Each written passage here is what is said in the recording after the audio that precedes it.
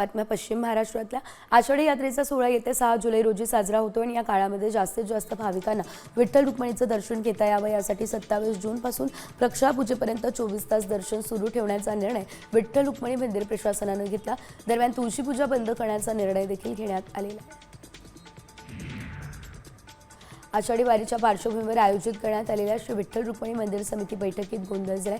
काही सामाजिक संघटनांच्या पदाधिकाऱ्यांनी मंदिर प्रशासनाविरोधात घोषणाबाजी केली। बीव्हीजी कंपनीला दिलेला मनुष्यबळ पुरवठा ठेका रद्द करून सेवाभावी वृत्तीने काम करणाऱ्या वारकऱ्यांना सेवक म्हणून संधी देण्याची मागणी सामाजिक कार्यकर्त्यांनी केली आहे।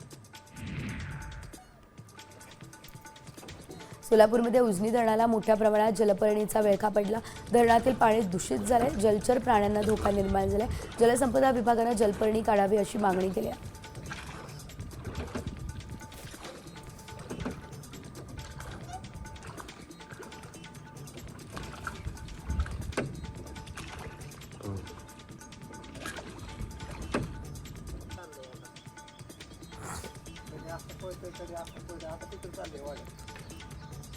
वारा सुटायला लागतो.